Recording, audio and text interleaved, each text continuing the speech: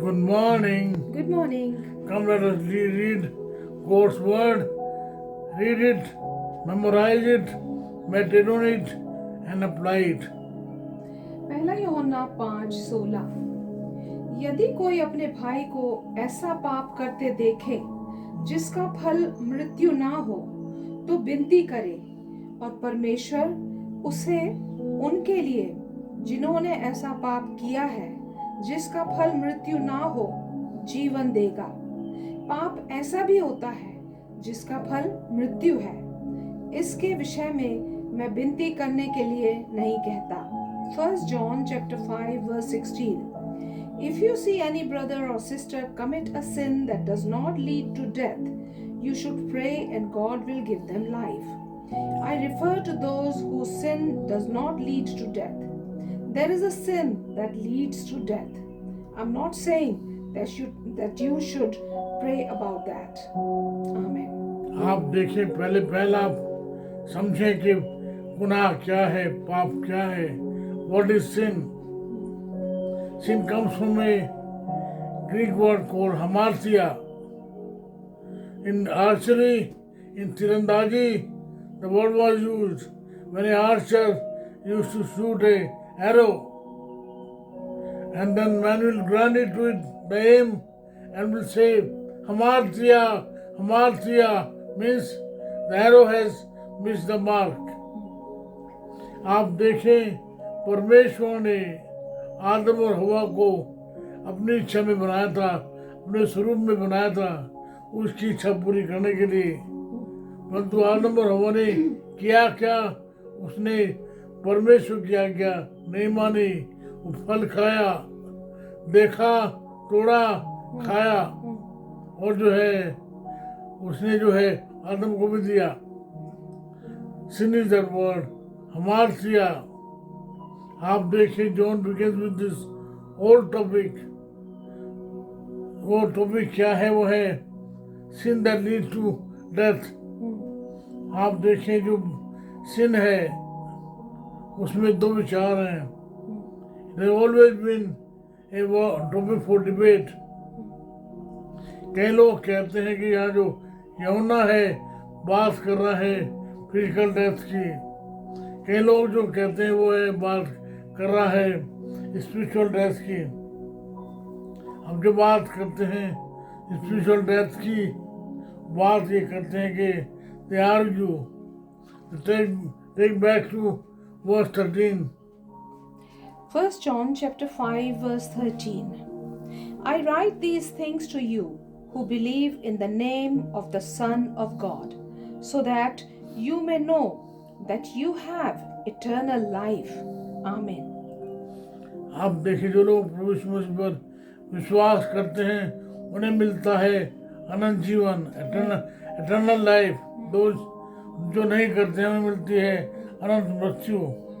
आप देखें, ये जो बात यहाँ जो कही गई है, बात कही गई है, वो है पनिशमेंट की. अगर आपको मैंने याद हो, मैंने कहा था, मेरे मित्र ने एक बार मुझे बताया कि those who are born twice they die once, those who are born once they die twice. I asked him what. उसने कहा, एक तो मरते हैं आत्मिक रूप से और दूसरे मरते हैं फिजिकल रूप से. हम जो बात यहाँ जो कर रहा है वो है डेथ की, पनिशमेंट की. वो बात है शेम की. कई लोग जो गुनाह करते हैं उन्हें मिलती है सोशल शेम, उन्हें मिलती है सिकनेस, उन्हें मिलती है हेल्थ इश्यूज.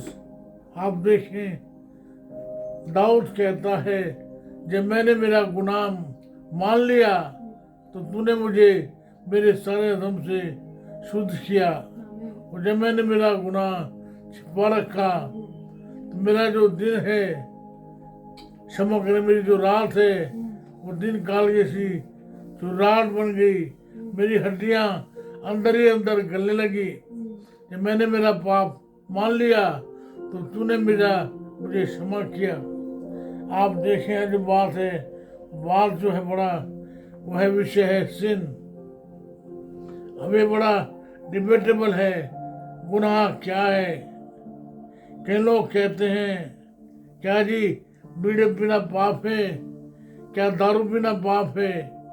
मैं उसको कहूँगा ये गुनाह नहीं है, फिर क्या है। ये हैं गुनाह के परिणाम। These are consequences of sin। आप देखें यहाँ जो बात कही गई है वो है फिर तो काम उसका 5वां अध्याय 1 से 11 पद। Acts chapter 5 verses 1 to 11. Ananias and Sapphira. Now a man named Ananias, together with his wife Sapphira, also sold a piece of property. With his wife's full knowledge, he kept back part of the money for himself, but brought the rest and put it at the apostles' feet. Then Peter said, Ananias, how is it that Satan has so filled your heart that you have lied to the Holy Spirit and have kept for yourself some of the money you received for the land? Didn't it belong to you before it was sold? And after it was sold, wasn't the money at your disposal? What made you think of doing such a thing? You have not lied just to human beings, but to God. When Ananias heard this, he fell down and died, and great fear seized all who heard what had happened. Then some young men came forward, wrapped up his body, and carried him out and buried him. About 3 hours later, his wife came in, not knowing what had happened. Peter asked her, Tell me, is this the price you and Ananias got for the land? Yes, she said, that is the price. Peter said to her, How could you conspire to test the Spirit of the Lord? Listen, the feet of the men who buried your husband are at the door, and they will carry you out also. At that moment she fell down at his feet and died. Then the young men came in, and finding her dead, carried her out and buried her beside her husband. Great fear seized the whole church and all who heard about these events. आप देखें देवा partners in crime, दोनों ने एक मन किया, उन्होंने गुनाह किया, मरे।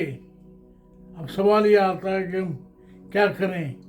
बाइबल में कहीं नहीं कहा गया कि जो पापी हैं, जो गुनाहगार हैं, उनके लिए दुआ मत करो। आप देखें बाइबल में बार बार कहा गया है कि सबके लिए दुआ करो, यहाँ तक कि अपने जो गुनाहगार हैं, आपके जो अपराधी हैं, उनके लिए भी दुआ करो। अब सवाल जो है दो बातें हैं, क्या करें?